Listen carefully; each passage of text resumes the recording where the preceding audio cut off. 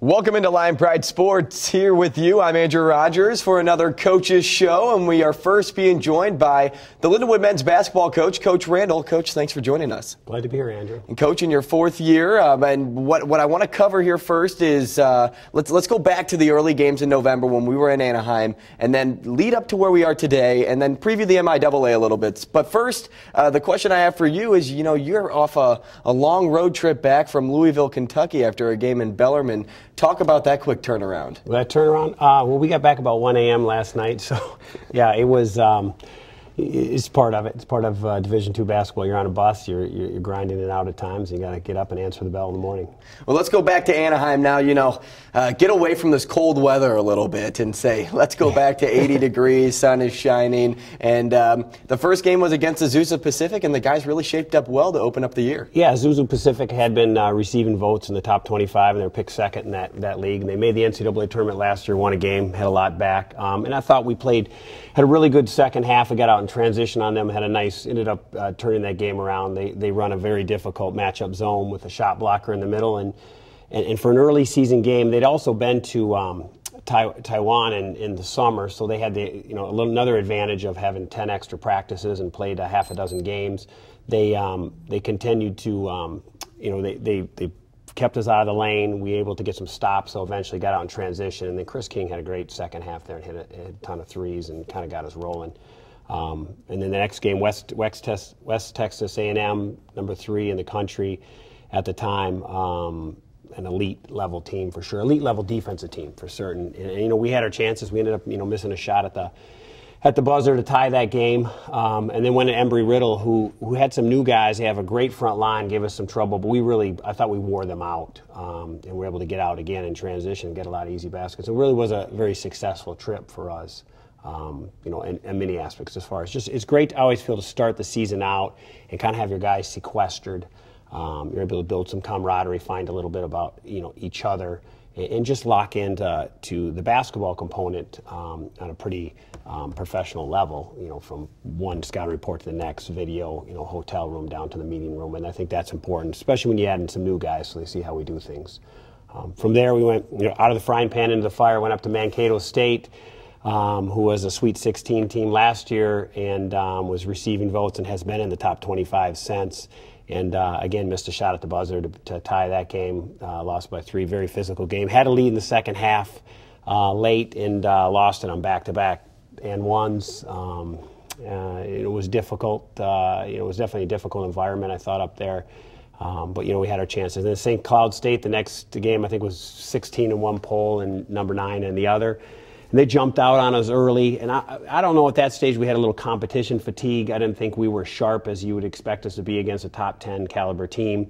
But we battled it back and cut it to 5 or 6 there in the last few minutes and just didn't quite get over the hump. Yeah, and you guys were down 20 in that game at first to start the half, and then it was 26 at one point, and then all of a sudden Chandler had a career-high best day. Talk about his performance. Yeah, he was gritty there. I mean, I thought that he played physical, used a lot of his, he's got a lot of tools getting the ball to the rim, and athletically just kind of willed himself to get to the line and get to the rim.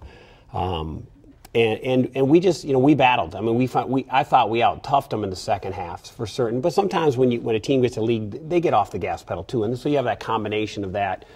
But we played the way we want to play, and the way we dictated on both sides of the ball in that second half. And like I said, we had our chances, and just you can't dig yourself a hole against a great team. I mean, that's an Elite 8, Final Four caliber team, and we're able to cut it down the single digits and had a chance to cut it to, I think, 4 on a possession and just didn't quite finish. And already you've talked about, we talked about Bellarmine playing the number 1 team in all of Division II. We talked about West Texas A&M being a top 5 team at the time, and then St. Cloud State. What's it like knowing that you guys have the toughest schedule in all of Division II? Well, it's good because in Division II basketball, making the NCAA tournament is largely defined. It's a regional.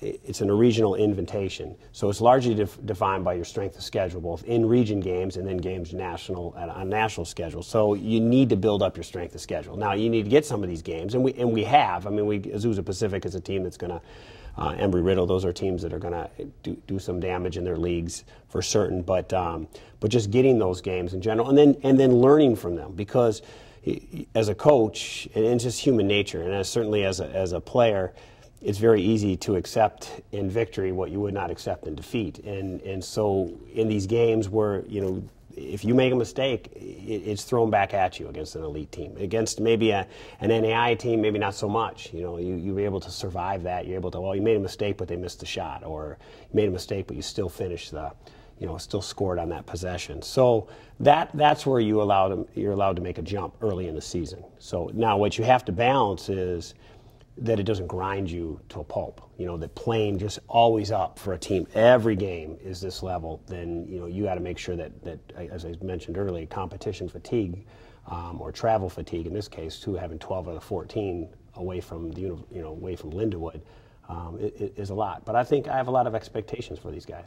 And after Mankato, do you feel like the biggest takeaway from all the way from Azusa Pacific all the way to the Mankato games, do you feel like the biggest takeaway was finishing down the stretch? Well, I think that one, you're kind of learning, every year is a new year, and you're kind of learning who your finishers are. So I think one thing, even as a coaching staff, when you have returners, guys are in new roles, and so figuring out who's your late game group, who's the guys who are going to be able to take the shots in these situations or that situation. But I think also, as a team, you got to learn that you need that separation. You can't be in, and right now we're not good enough defensively to be in a situation where we're going to get a stop, and we can survive not scoring. We have to get better defensively so that you can have separation. So in the last minute, it's not a one possession game either way. It's an 8 or 9 point game, and they're fouling you, and that's the difference. I mean, that's the difference to me between great games and then great teams and good teams. And then the other thing is, as you mentioned, finishing, having a closer on your team. So who is our closer? And I think we're still figuring that out right now, to be honest with you. Who wants the ball late game to create that play? We are offensively, we are by a group. We're not an individualistic sort of team. How we play is very unselfish, and I think maybe sometimes to a fault with that. But we're certainly going to need somebody to rise up. And I know we have some guys that have the guts to take those shots, but we also have to have the ability to create them and finish them against great competition. And Coach, this may turn into more of a fun question over anything else, but you guys went on to take 2 teams on in Jeff City, Lane College, and Lemoyne-Owen. And Lemoyne-Owen has one of the coolest mascots I've ever. Yeah. They have the Magician as their mascot. Yeah. Out of all the teams that you faced off against, who was let's just say the coolest mascot that you got to face off against? Oh, good question. Well, I was the head coach at Webster University many years ago. We were the Gorlock, whatever the heck that is. So that's an interesting mascot for certain. Let's see. I always loved it. We haven't played against them, but I always loved Centralia High School as the Orphans. That's just, bizarre that they can even get away with that at this stage. But that's their mascot, and that's an interesting. Isn't the female mascot the Annies? Yeah. Okay. Good stuff. So we going back to the game. So we played at Jeff City, played at Lincoln in a classic there, played 2 Division II schools, Lane and Lemoyne-Owen, who were very athletic, very good defensively, and got picked up a couple good in-region Division II wins there. And then had Missouri Baptist, who was undefeated, come into our place, NAI, Division I school, who they do a very good job there. And I thought we played really well in that game. And Culver Stockton was another NAI coming in 4-3, and we beat them handily at our place. Again, I thought we played very, very well, but the margin for error, you don't have to, as good as they are, they're not as big and physical as a Bellarmine or an Illinois State, who we played an exhibition game. And we're in a stretch here where we had 5 games in 10 days and 7 games in, I think, 13 days or something. So you're just not getting enough practice time for this team right now. Which led us to Bellarmine last night, on Wednesday night, and they number 1 in the country in both polls. I've coached against 3 national champions in Division II in the last 6 years, and they're definitely that level. There's no question. I thought we defended them as well as they scored early. They made some shots for some role player guys. They had a couple guys who made shots, and that's what great teams do. They have really good players that you don't recognize behind their starters. That gives them that depth. But I was disappointed in how we handled their pressure on the offensive side. I just felt that they got out of sorts. We've been an excellent ball handling team. We turned the ball over uncharacteristically for us, and we just struggled to get shots. And again, much like West Texas A&M, they are long, 6'8", 6'7", 6'7", 6'5", and some of our guards had trouble shooting over there, and we got in the lane having trouble finishing the play. But more than that, I thought that mentally they got us out of things. So that's why, again, why you play those games is that you're preparing for playing the Northwest Missouri States and playing the Central Missouri, playing those atmospheres, playing that high-level competition in league play, as well as garnering the strength of schedule points. And now let's do a quick preview of the MIAA. So the first road trip, or the first games, I should say, against Missouri Western and Northwest Missouri State. And, of course, the Bearcats, another top team in Division II. They've always been, ever since the Lions have been a part of the MIAA for college basketball. But facing off against those two teams first, Missouri Western, not normally a top team in the MIAA, but how do you kind of go into a game like Missouri Western and say, okay, we don't want to play down to the level of our competition, or we need to be ready to play going into this game as if we were playing Northwest Missouri State? Yeah, sure, and that is always the trip that concerns me, because of the Northwest, since I've been here, so the fourth year, has always been a top 10 caliber team. So the Missouri Western is their travel partner, and it's so easy to overlook Missouri Western, who's very, very above solid. First of all, there's no bad teams in the MIAA men's basketball. There's none. I mean, last year the 13th place team in February beat the second place team by 30 on the road. That doesn't happen in other leagues. You just don't have a game where you can just roll into and say, all right, if we play poorly, we're still going to win this game. Doesn't matter. So Missouri Western is a very solid team. They just had a great win against William Jewell. I watched them on tape on the bus last night, and they run some dribble drive stuff. They got a new coach. They're going to be energized. It's their first conference home game. I expect a strong punch, and they got a great returning player from last year's team. The Hightower kid is as good a player as there is in the league. So they have all the tools to win games in this league, and they will win games in this league.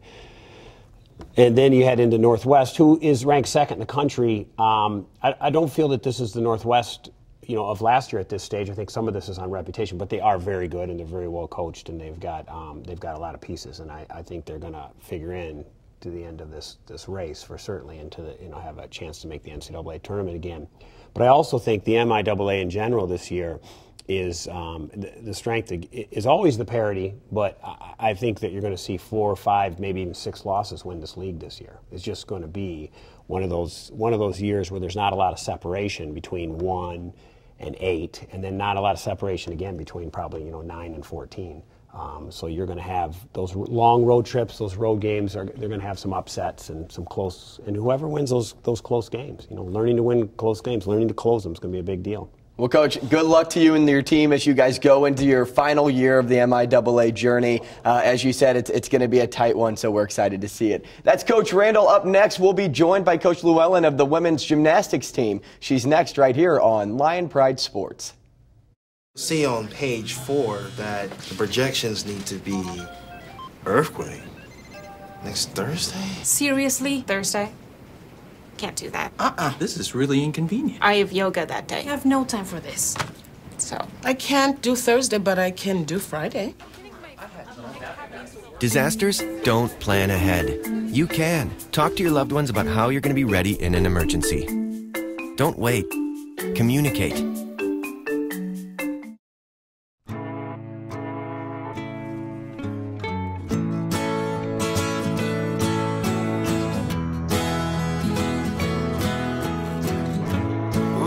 Son, tell him that I've begun to dream of things to come, and tell the trees not to look for me. I'm going to find some peace of mind. Wake the sun. Wake the sun, wake the sun, wake the sun.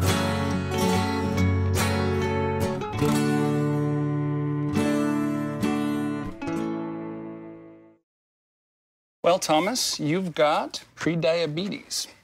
But with more exercise and a change in diet, it can be reversed. I've tried exercising. It just makes me hungry for bacon. I love bacon too. And who really likes to exercise? Not me. Me neither. Nobody. So we're good? What? Oh, you still have prediabetes. Big time. Welcome back to Lion Pride Sports. As promised, we are being joined by the Lindenwood women's gymnastics coach, Coach Llewellyn, but we also have a special guest here with us as well. She is a senior gymnast, and her name's Andavia, so we have both of them joining me at the table. Thanks for joining me. Thanks for having us. We're very excited to be here. Well, Coach, what I want to, well, as you know, what we really want to do here is preview the black and gold scrimmage that's coming up, but also kind of what's been going on in the works in the off season too. So it's great having a player's perspective here. I know you used to be a gymnast as well, but having somebody that's in the grind right now is always good. But for you, Coach, how has the preparation and training been going this off season to prepare you for the 2019 season? Absolutely. Our team this year is incredible. We have 20 young women. And they left off last year a little bit fiery since we just missed that first place finish at Nationals by a small margin. So over the summertime, they worked super hard, created their internal team mottos, and they came in this year ready to go. And ever since day one of practice, they have been on fire, and they've been working so hard. And for the first time, we have the most depth that we've ever had on all events. So we're excited. They're working hard together. The chemistry is great. And I'm very excited to get them out into Highland next week for our black and gold. And then the events for you, Andavia, are the bars, beam, and floor, correct? Correct. So as of right now, you have to try to encompass all three into one, I guess, training period. So how are you able to manage all three different events? But at the same time, since training's different from all of them, how are you able to I guess not get confused with all the other things that's going on in your life? Yeah, so I mean, it is being a student athlete, it is very hard, and doing 3 events is hard too. But I think when you're in practice, you just have to take each skill out and each event out, and they're very different from one another. So just going into one with the mindset, and you're efficient, you knock it out, you do what you need to do, and then you move on to the next one and do the same thing, and it all works out. And then a quick follow-up to that, what is training like for the average gymnast, just in general? Like, what do you do specifically to train? I mean, we practice quite a few days a week, and then we'll go to weights twice a week. Usually we have like a building period throughout the week, and we'll do routines on one day, we'll do halves on one day, we get really picky on one day, and then we're always getting stronger and having a recovery day.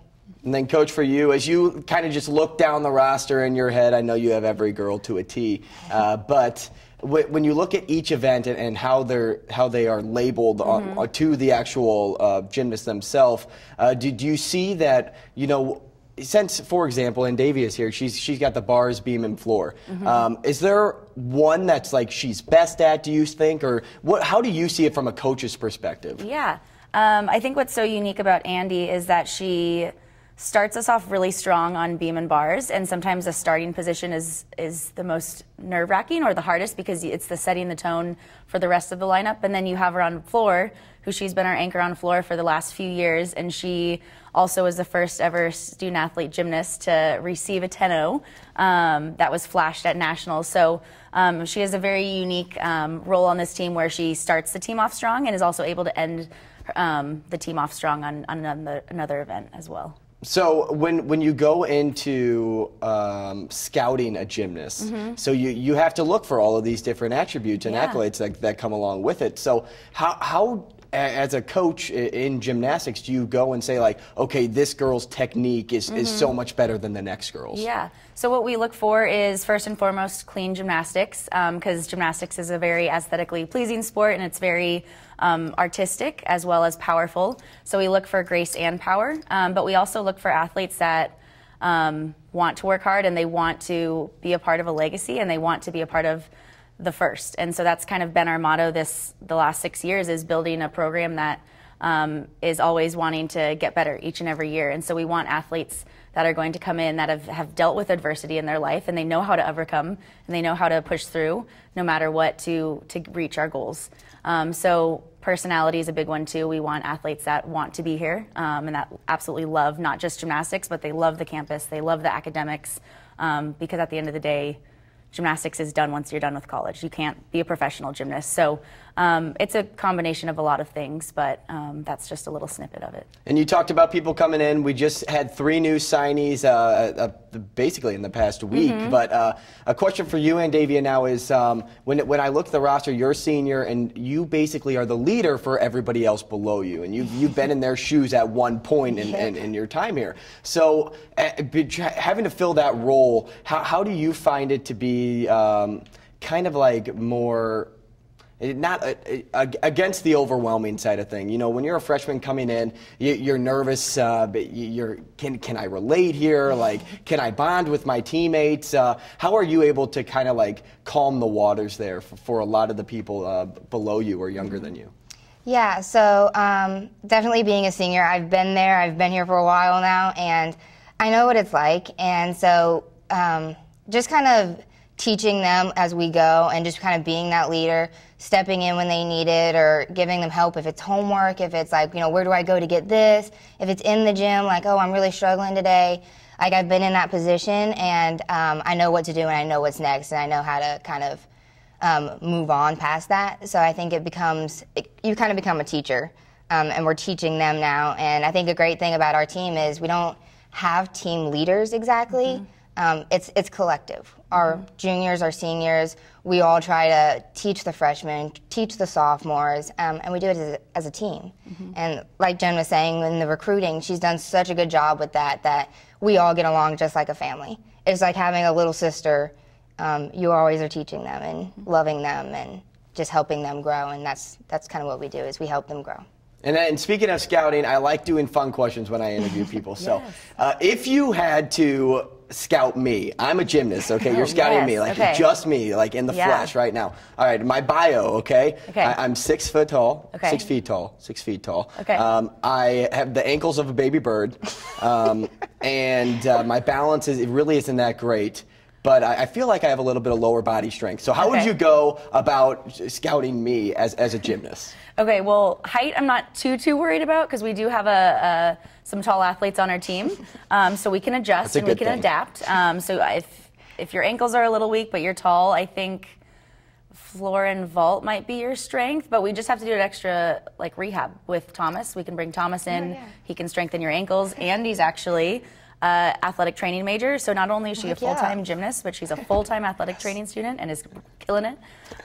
So we can just work on a little bit of your ankle strength and we'll be fine. So I'm there, I can sign? Yeah, and she choreographs. She's been the one to choreograph our routines. So match made in heaven. Let's get the paperwork out right now. Yep. Let's sign my life away. Sign the dot. I'll be on the Lindenwood women's gymnastics team. Perfect. Sound good? Yep. Awesome. Sounds great. Now, we talked about choreography, though, and this is another question for you that's very important, because I think it kind of relates to dance in a way, because you have to put together music, and like you have to have music for your routine. So when you do a floor routine, do you put together the music? Does coach help you put music together, or do you also compile some songs together to have different songs in there, or do you just primarily use one song?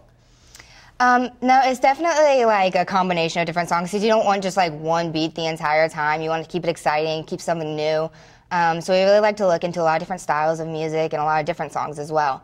And then one of our teammates actually helps us do a lot of the music, but I always go to somebody else. I kind of give suggestions on, like, I think everybody has a certain style that they go with, so that's like, is the music faster, is it slower, is it like a little creepy, or is it like super happy? And I think you kind of just play off of that and then keep looking. And you just kind of find that even medium between them all. Going into this season, though, Coach, and this is where we're going to start previewing the black and gold scrimmage, but just let's go for starters. The younger ones on your lineup, who excites you the most? So our sophomore class is very strong. There's 6 of them, so they bring a lot of depth to the lineups. And then we have 3 freshmen who are very young too. So because we have so much depth in our returners, I think we'll be able to help transition the freshmen in a little bit more this year, so that they'll be able to understand how college gymnastics works without being thrown out there just yet. So in our young class, we have Courtney Mitchell, who's looking to be in the all-around this year. We have Jordan, who is breaking into 3 other events as well. She was mainly on vault last year. And then we have Kendall Bays, who her Her first time really competing last year was at Nationals, and she got us a 9.9, and it was spectacular. So she's a really beautiful show performer on floor and powerful on vault. So it's hard because we don't have one standout, and everyone, like Andy was saying, it's a total family atmosphere, and everyone brings their own unique perspective, and we're going to have a lot of standout athletes this year. So it's hard to say just one. So I'm very excited for this year. All right, now we're at the day one here. We're at black and gold scrimmage. It's that time. And correct me if I'm wrong, but don't you guys have like the coolest like run out? Like, wouldn't you guys say you have like the coolest? It doesn't like smoke come and like you guys run out of the inflatable lion head, or am I just imagining or dreaming this? Like this, we just have smoke and fire. Just smoke and fire. Oh goodness, that's even better than the inflatable lion head that I'm picturing in my head. But you guys, I think, have like the coolest run out as a team. I think it's something that you'd see at a professional level. But for you, Andavia, being an athlete, running out through the smoke, through the fire, in that home crowd atmosphere, like what goes through your body at that time? Yeah, it's truly like no other. It is insane. You just kind of like, I'm not first either, so I just see them run out in front of me, and you're just kind of like preparing for the moment. You're kind of thinking, oh, I really hope I don't trip over any of the mats that are that are there on my way. But just to like see, we have such a great crowd, and so just getting to run out there and be a part of that is exciting. And then, Coach, going into this exhibition, because it's not really your first competition, it's more of an exhibition meet, what can be expected for a fan that doesn't know a lot about gymnastics? What can they expect going to the black and gold scrimmage? Yeah, so we're really excited about this. We haven't done it here in Highland in 2 years, and so what our goal is to have as many people as we can get out there, to be in a leotard under the lights in front of a home crowd, get all the jitters out now before January comes. So what we're going to do is we split the team up into two, and we have about equal lineups on every event. So we're going to have kind of a sparring match, and the black team and the gold team, and they're going to go head to head, and we're going to have celebrity guest judges that are going to flash who they thought did it best. So then at the end of the day, we'll decide if the black team or the gold team won. So it's going to be fun. You're going to see a lot of new faces, a lot of returners that maybe haven't been in events before, and then new choreography, and just the 2019 team. So we're very excited for it. Are we allowed to know who these celebrity judges are? Not yet. It's going to be a surprise. It's a surprise. It'll be people from Lindenwood, but okay. It'll be fun. Okay, and my quick last question for you guys is, and you guys can answer this collectively, but if you could sum up this season in one word, what would the motto be? Oh, I'll let you take it over. I mean, we do have a motto. Let's hear it. It's RTS and then #earn. So we're really going in with that fire, we're going to earn everything. We're not going to be given anything, and we're really going to put on a performance this year. So. Well, good luck to you guys and the team entirely. Thank you guys for taking some time and joining me today. Absolutely. It's been fun. That's Coach Llewellyn and Andavia, a senior gymnast to the team. That'll do it here for our Coaches Edition, and I guess a player profile too as well to our show. For myself, Andrew Rogers, I thank you for joining us here today on Lion Pride Sports.